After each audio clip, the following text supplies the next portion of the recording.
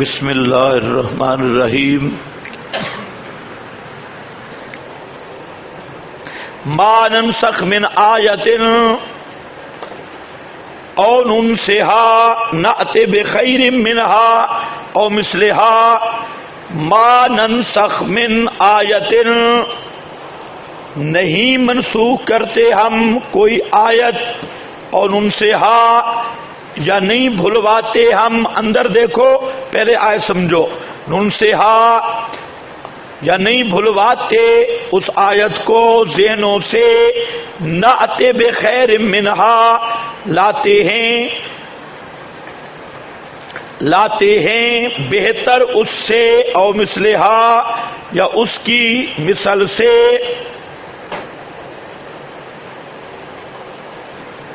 ننسها نأت بخیر منها او مثلها، بھلا دیتے ہیں یا بھلوائیں۔ ما ننسخ وہ جو منسوخ کریں ہم کوئی آیت یا بھلوا دیں وہ آیت لائیں گے، لاتی ہیں ہم بہتر منها اس سے۔ بخیر منها کا کیا معنی؟ بہتر اس سے۔ نیچے ایک جملہ لکھنا ہوگا، بخیر منها ثواب یا نفع یا دونوں میں،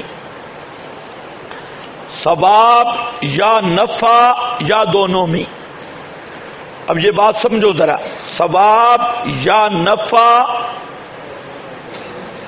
یا دونوں میں سے کیا مراد ہے؟ ثواب بھی اور نفع بھی۔ نفع سے مراد ہے مصلحت۔ اب ذرا میری طرف توجہ کرو۔ اللہ فرماتے ہیں کہ جو آیت ہم منسوخ کرتی یا بھلوا دیتی، اس سے ہم بہتر آیت لاتی یا اس جیسی لاتی یا اس کی مثل یا اس سے بہتر۔ اب یہ بہتری اور خیر کس چیز میں ہوگی؟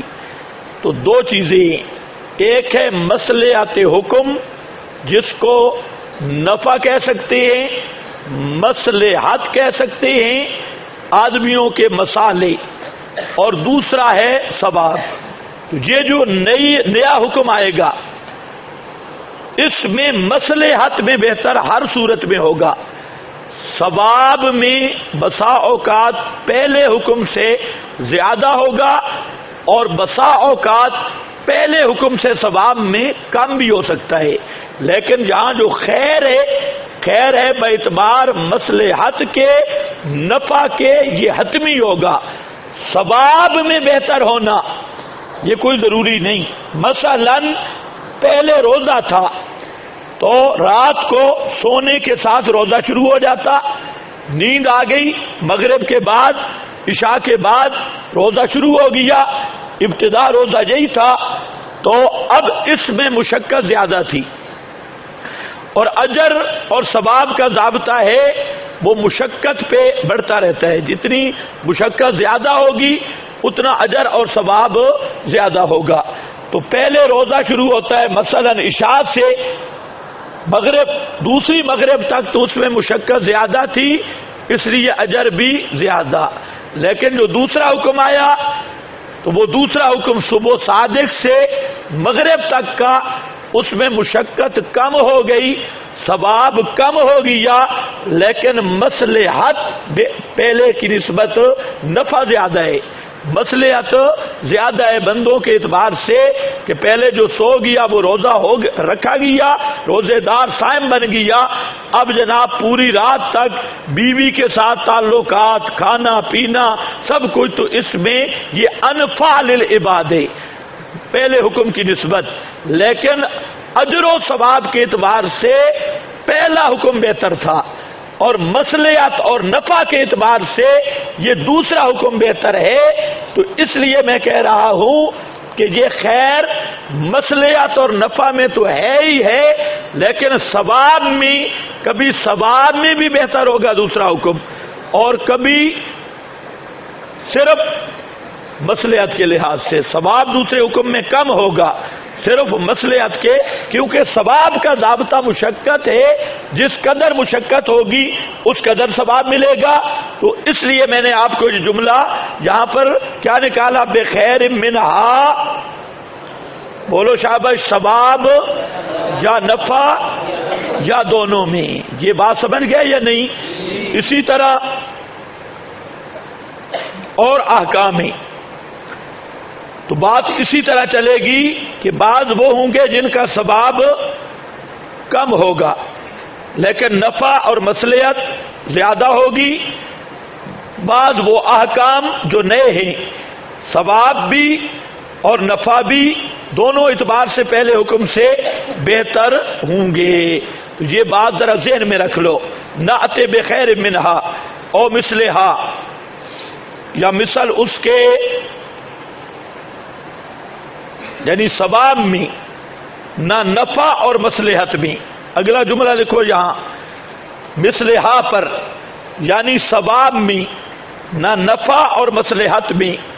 اب دیکھیں نا، اگر مصلحت اور نفع پہلے حکم کے برابر ہو تو نسخ کا فائدہ ہی کوئی نہیں ہے۔ بھائی نسخ ہوتا ہے بندوں کی مصلحت کے لیے، اب دوسرے حکم کی مصلحت پہلے حکم کی مثل ہو تو نسخ بے فائدہ ہے۔ اس لیے جو مثلہا ہے یہ صرف ثواب میں ہے، اجر و ثواب میں نفع یا مصلحت میں مثلہا نہیں ہے۔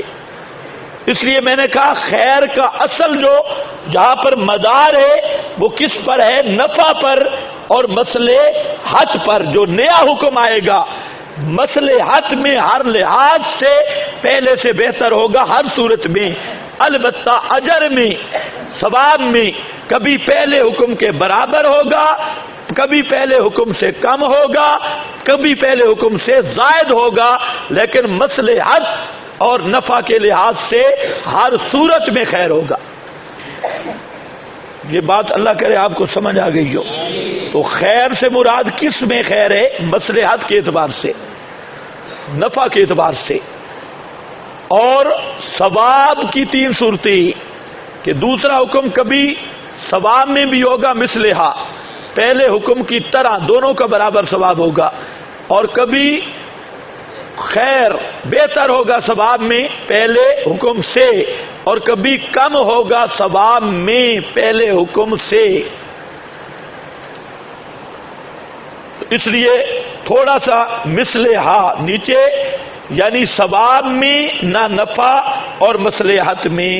یہ آگے علم تعلم، یہ علت ہے ما قبل کی، ما ننسخ کی۔ اللہ تعالی احکام بدلتا ہے اور نسخ جاری کرتا ہے۔ کیوں؟ فرمایا علم تعلم، کیا نہیں جانتا تو کہ بے شک اللہ علی کل شیء قدیر، ہر چیز پر پوری قدرت رکھتا ہے۔ علم تعلم وما لکم من دون اللہ، اور نہیں ہے، ہاں علم تعلم، کیا نہیں جانتا تو کہ بے شک اللہ واسطے اسی کے ملک السماوات والارض، تصرف ہے آسمانوں کا اور زمین کا۔ وما لکم من دون اللہ من ولی ولا نصیر، اور نہیں ہے واسطے تمہارے سوائے اللہ کے کوئی ولی ولا نصیر، کارساز، اور نہ کوئی مددگار۔ ام تریدون، یہاں پر محمد علی مرزئی اور تمام علی گڑھ والے سکول کالجیٹ، ان میں آج یہ بڑا مسئلہ ہے نسخ کا۔ بڑے بڑے پروفیسر اس پہ بحث کر رہے ہیں، میڈیا پر بھی اس پر بحث ہے، مسئلہ نسخ پر۔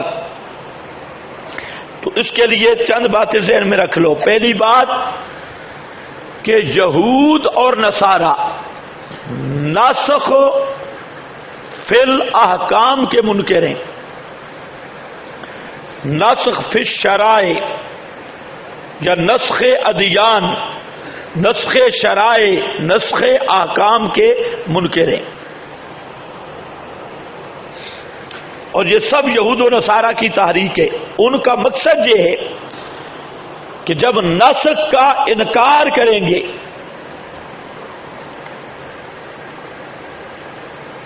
زیادہ جو زور ہے، ایک مستقل مناظرہ ہے کہ ادیان میں نسخ ہے یا نہیں، شرائع میں نسخ ہے یا نہیں. اگر نسخ نہ ہو تو دین محمدی دین یہودیت کا ناسخ نہیں بن سکتا. اصل جو بنیاد ہے وہ اس پہ لڑ رہی ہے.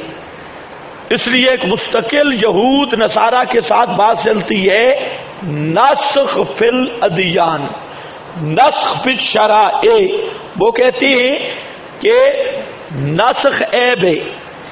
نسخ کا یہ معنی ہے کہ اللہ تعالیٰ کو پہلے پتہ نہیں تھا کہ یہ حکم صحیح ہے اور بعد میں اللہ تعالیٰ کو معلوم ہوا تو اللہ رب العزت نے وہ حکم بدل دیا، تو یہ جہل باری کو لازم ہے. اس پر بڑے مناظرے. تو اصل مقصد ان کا یہ ہے کہ ناسخ سے انکار کیا جائے تو دین محمدی دین تورات دین یہودیت کا ناسخ نہیں بنے گا.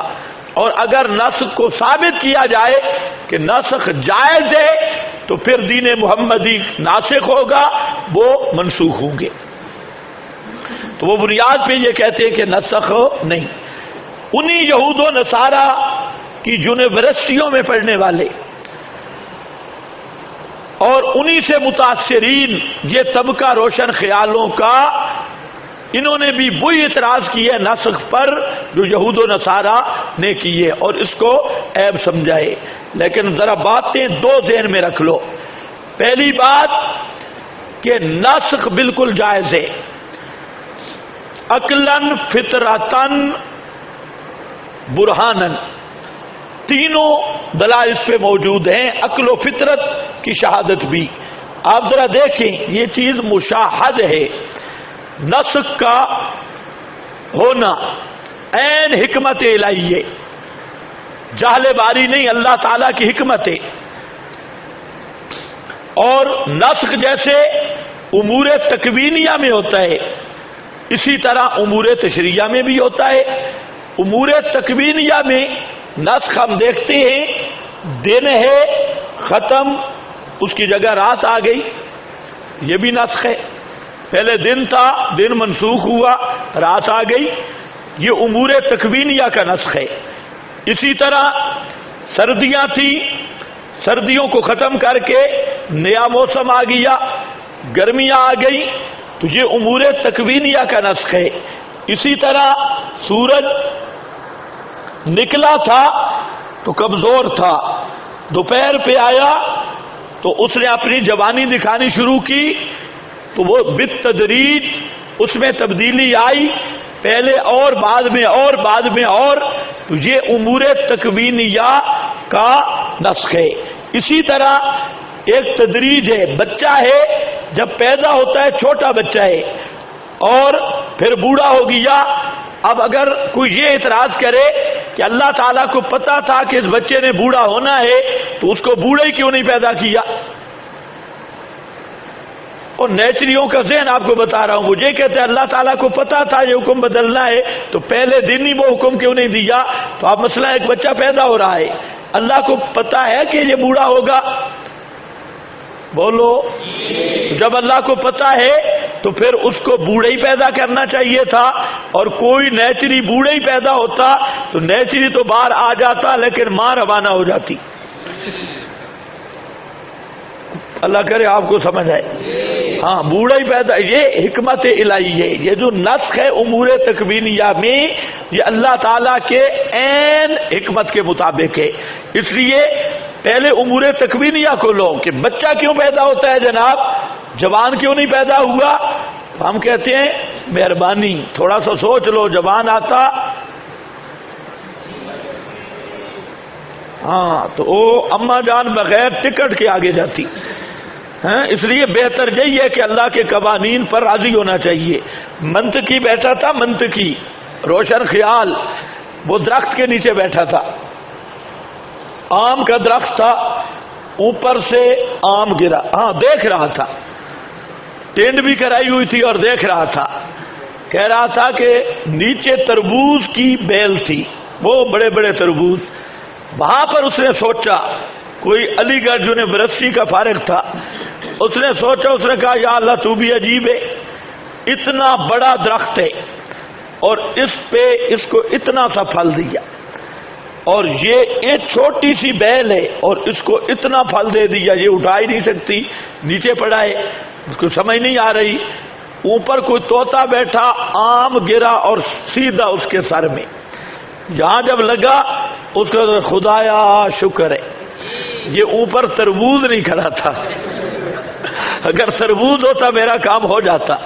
تو بھائی امور تکوینیہ میں جیسے اللہ تعالیٰ کی حکمتیں، اور ہر امر اپنی تدریج سے جا رہا ہے، اور ہر امر میں تبدیلی ہے، ہر امر ایک گیا دوسرا آیا، وہ گیا دوسرا آیا، یہ سٹیپ بائی سٹیپ یہ ترتیب ہے، بے عین ہی یہی ترتیب ہے امور تشریعیہ میں۔ تو اگر یہ اعتراض امور تکوینیہ پہ نہیں ہوتا تو امور تشریعیہ پر کرتے ہوئے بھی شرم آنی چاہیے۔ امور تکوینیہ میں بھی متصرف اللہ ہے اور امور تشریعیہ میں بھی، اور تشریعیہ سمجھتے ہو نا، حلال حرام شرعی احکام، ان میں بھی متصرف اللہ ہے۔ ایک چیز کا تم مشاہدہ کرتے ہو، اس کا انکار نہیں کر سکتے، اور دوسری چیز پہ اعتراض کرتے ہو اور کہتے ہو جناب احکام کیسے بدل سکتے ہیں، اس کو کہو تیرے اپنا احوال جیسے بدل سکتے ہیں، احکام بھی ایسے بدل سکتی ہیں۔ تو اب احوال بدلنے میں جہل باری لازم نہیں آ رہا، عین حکمت الہیہ ہے۔ تو اسی طرح احکام میں نسخ کے اندر بھی عین حکمت الہیہ ہے، وہاں کوئی جہل شال لازم نہیں آ رہا۔ سمجھ گئے ہو؟ ایک اگر یہ تقریر آپ کو ذہن میں آ جائے تو میرا خیال ہے کہ نسخ پہ جتنے اعتراضات انہوں نے کیے سب کا ایک جامع اور مسکت جواب ہے کہ پہلے آپ لے آؤ امور تکوینیہ کو، کہ امور تکوینیہ میں تبدیلی ہے یا نہیں۔ جتنے اعتراض تم امور شرعیہ پر تبدیلی کے کرتے ہو، بے عین ہی وہ اعتراضات امور تکوینیہ میں نسخ پہ ہوتے ہیں۔ تو جو جواب تم یہاں دو گے یہ تو مشاہد چیزیں ہیں، وہی جواب ہم امور شرعیہ میں نسخ کے بارے میں دیں گے۔ تو دونوں دو ذرا جواب دے کے دیکھو، امور تکوینیہ کا نسخ بچا لو اور امور شرعیہ پر اعتراض کرو، پھر ہم آپ کو مانیں۔ تو یہ جواب کافی اور شافی ہے۔ دوسرا بعض وہ نقلی دلائل پیش کرتی، سر سید پرویز وغیرہ نے وہ دلائل پیش کیے، ان میں ایک یہ ما یبدل القول لدیہ، کہ ہمارے ساتھ میری بات بدلتی نہیں، ما یبدل القول لدیہ نکال لو۔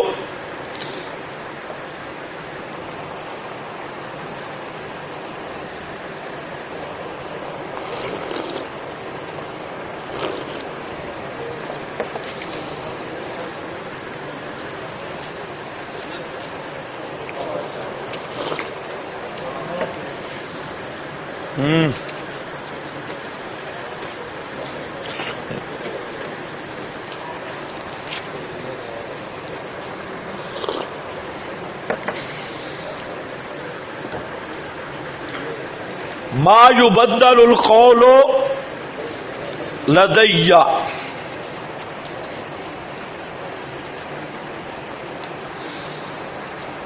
نہیں بدلتی بات میرے نزدیک۔ اس پر بڑا زور لگایا کہ اللہ فرماتے ہیں کہ میری بات میں تبدیلی نہیں ہوتی۔ کیا ہے؟ میری بات میں تبدیلی نہیں۔ تو جو قرآن بھی تو اللہ کی بات ہی ہے نا، القول ہے، تو اللہ کے قول میں تبدیلی نہیں۔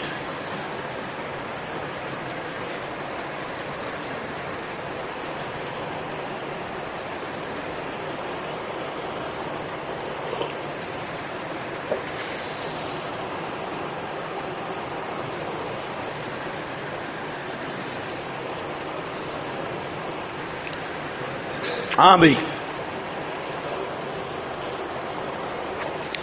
ایک وہ آیت ہے لا تبدیل لکلمات اللہ، اس کو بھی لاتی ہیں، لا تبدیل لکلمات اللہ، اللہ کے کلمات میں تبدیلی نہیں۔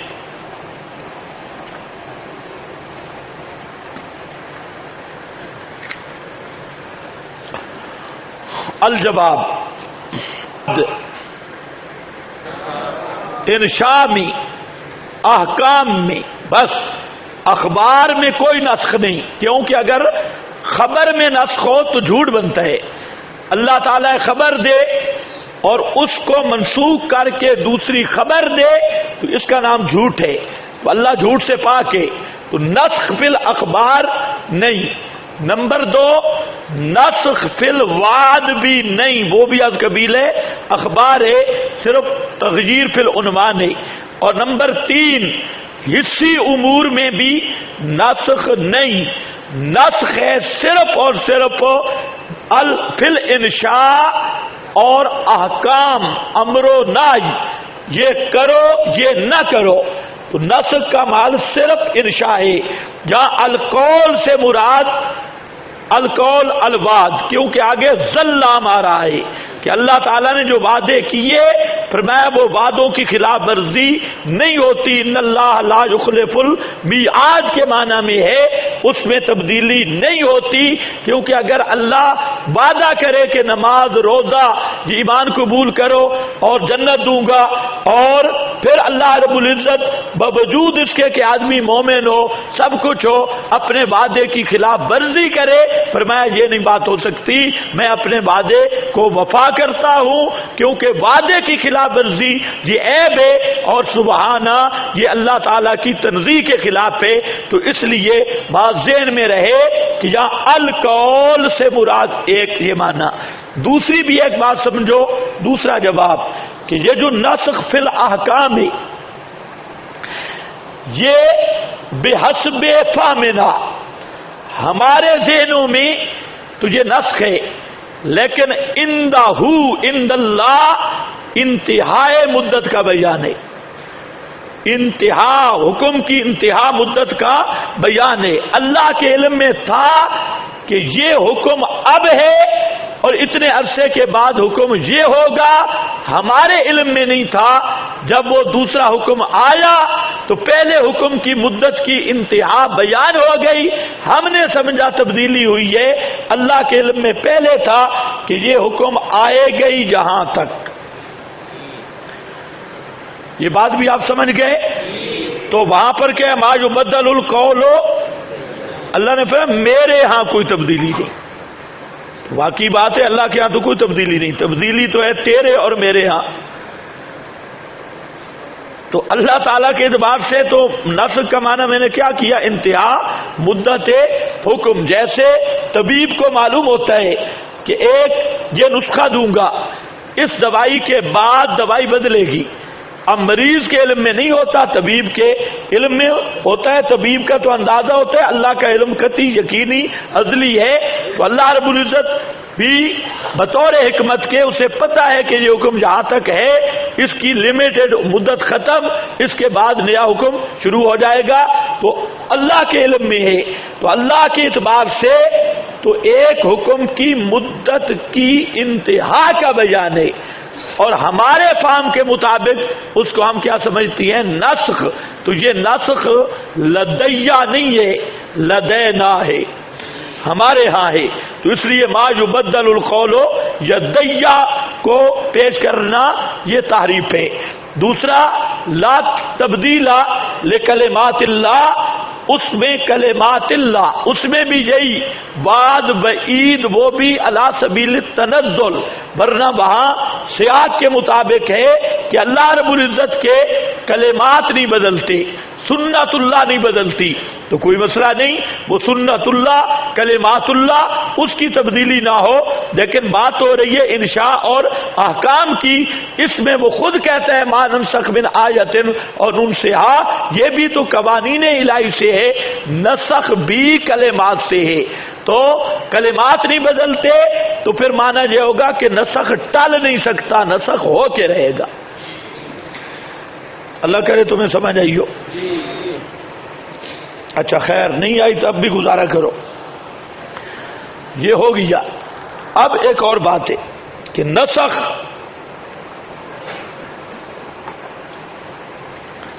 مرزا قادیانی نے نسخ کا جب انکار کیا، اس کا انکار کرنے کا منشا اور تھا. اس نے ان روایات کو تختہ مشق بنانا تھا جو نزول عیسیٰ پر اور تعجین عیسیٰ پر دلالت کرتی ہے. اس نے کہا دیکھو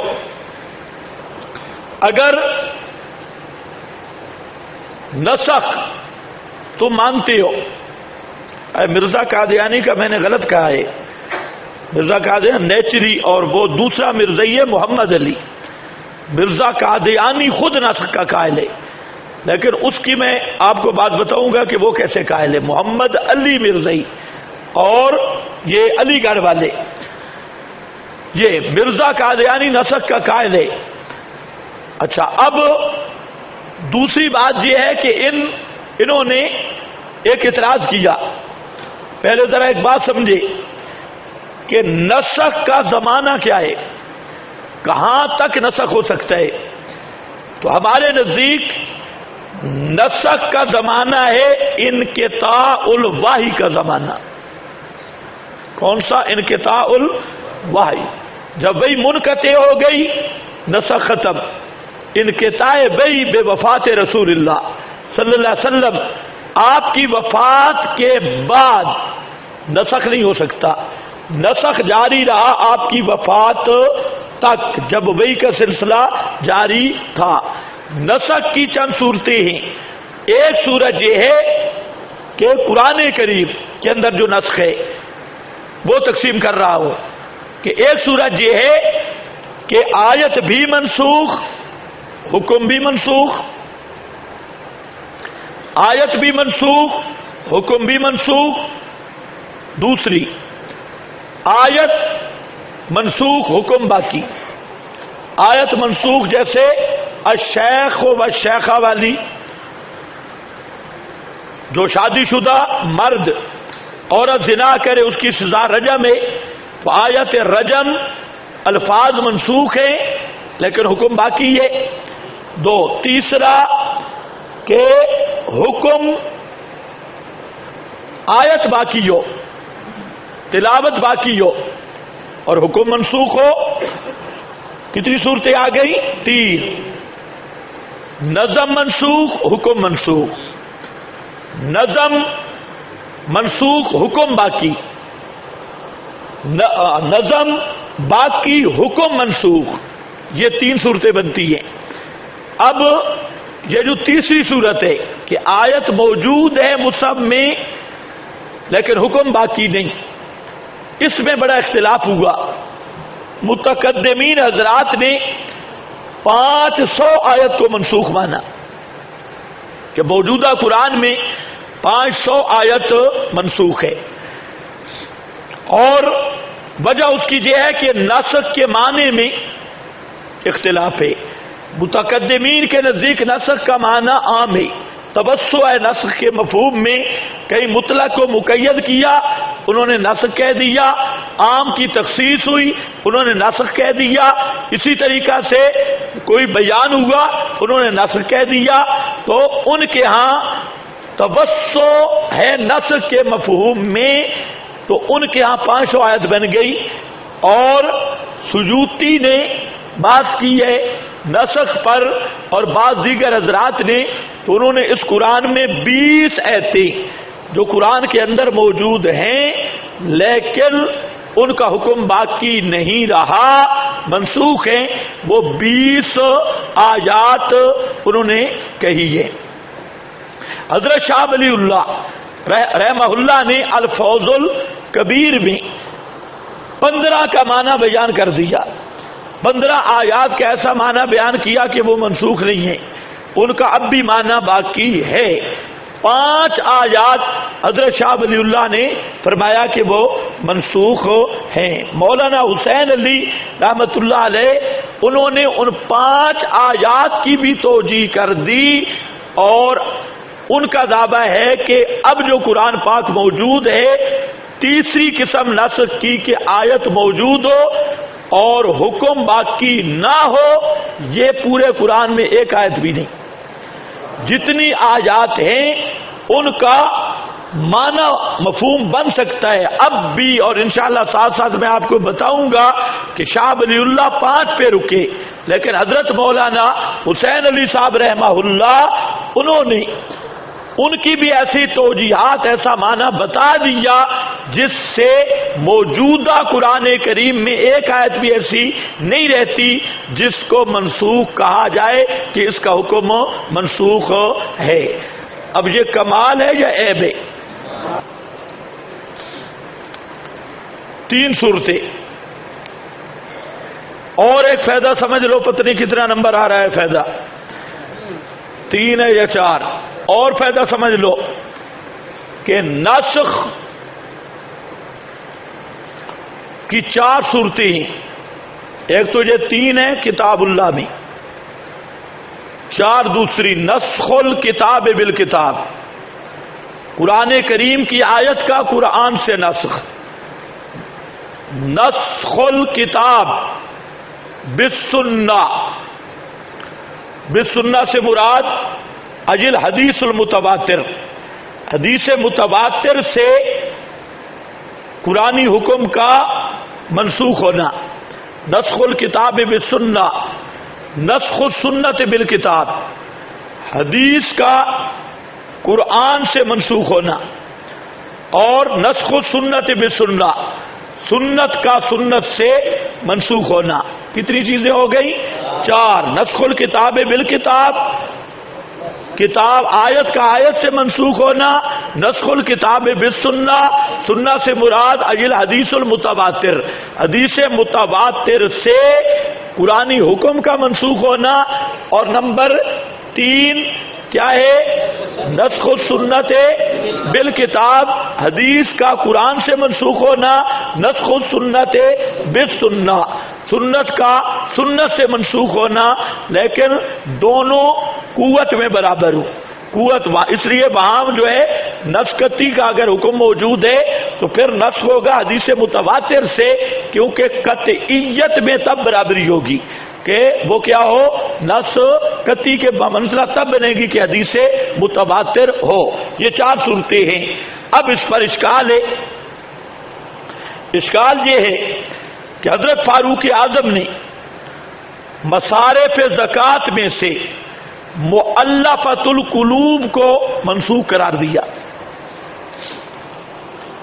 مصارف زکوٰۃ میں سے مؤلفۃ القلوب کو، پہلے 8 مصارف تھے نا، ایک مؤلفۃ القلوب بھی تھے جن کو زکوٰۃ کا مال دیا جاتا تھا صرف اسلام کی طرف مائل کرنے کے لیے یا ان کے شر سے بچنے کے لیے، تو مؤلفۃ القلوب تھے، وہ مصارف زکوٰۃ کا ایک حصہ تھے، فاروق اعظم نے ان کو منسوخ کیا۔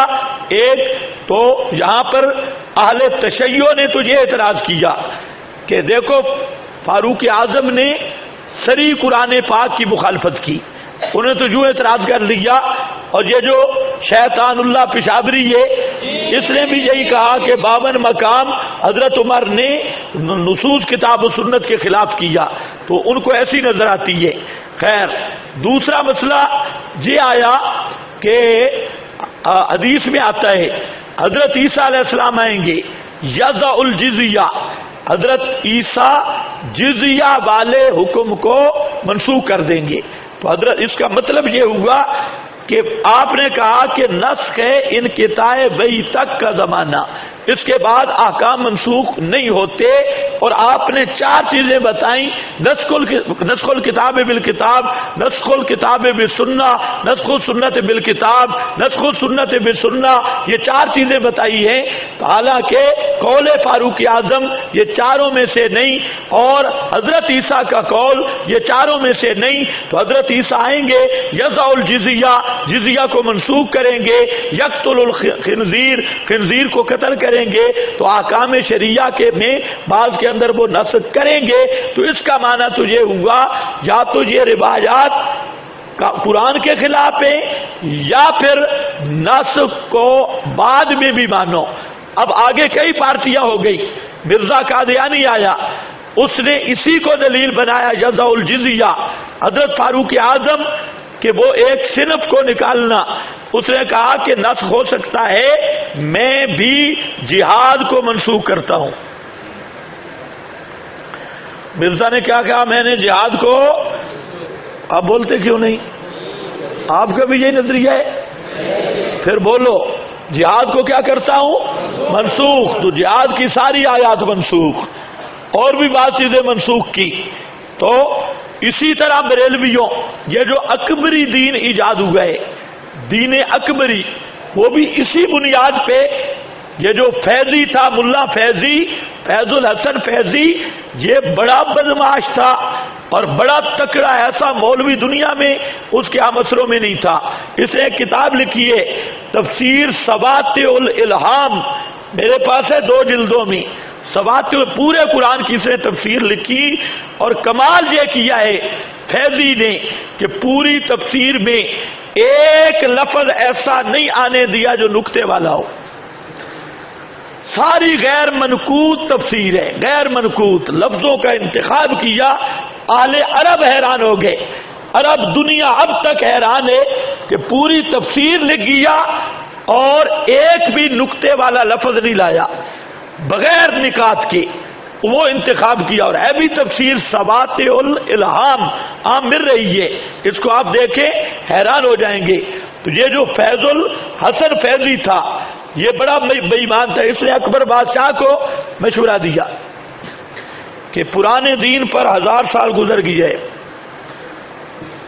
اور قرآن میں اطیع اللہ و اطیع الرسول و اولی الامر منکم، تو اولی الامر میں سے، اور اولو الامر کو اختیار ہے کہ دین کے بعد احکام منسوخ کرنے کا، جیسے فاروق اعظم نے کیے، وہ اولو الامر تھے، تو آپ بھی اولی الامر ہیں، لہذا پرانے دین کے منسوخ کر دو۔ اکبر بادشاہ خوش ہوا، دلیل یہی دی، یعنی یہ پوری روٹین چل رہی ہے، یہی دلیل دی۔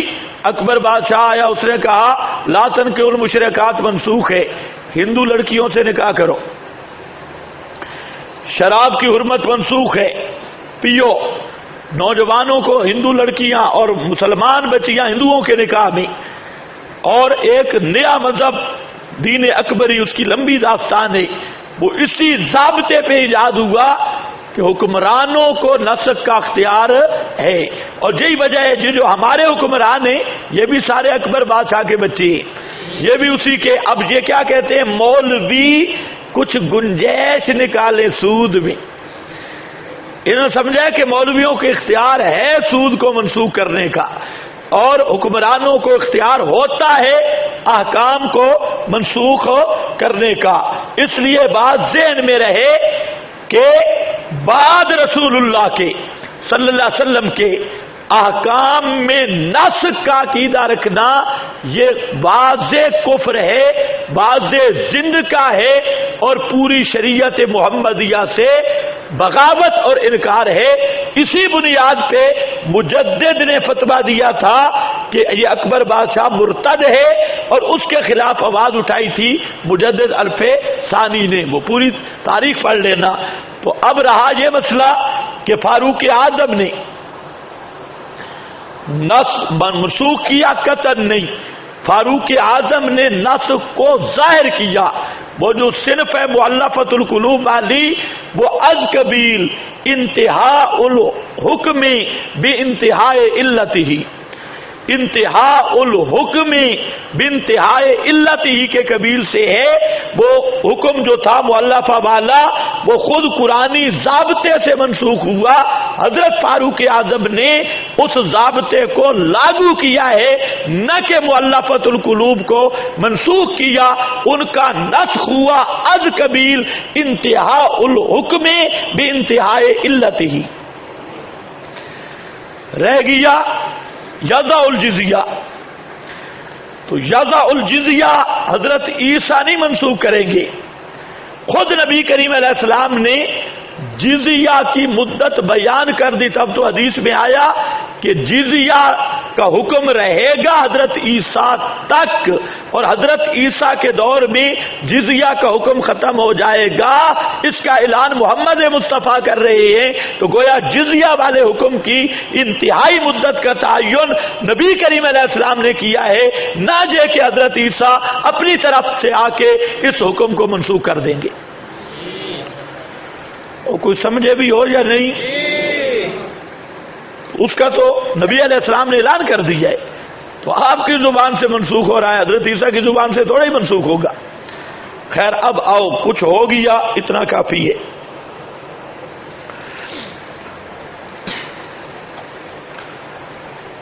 ما قبل مثال،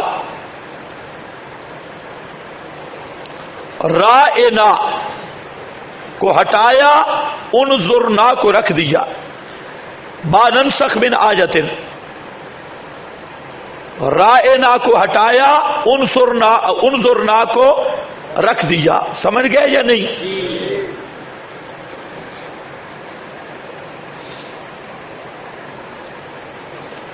ما ننسخ من آیت او ننسها ناتی بخیر منها او مثلها علم تعلم ان اللہ علی کل شیء قدیر، علم تعلم ان اللہ لہو، یہ پھر وہی آ گیا لہو کی خبر مقدم، لام اختصاص، ملک مانا التصرف، آسمان و زمین کے سب تصرفات اللہ ہی کا خاصہ ہیں،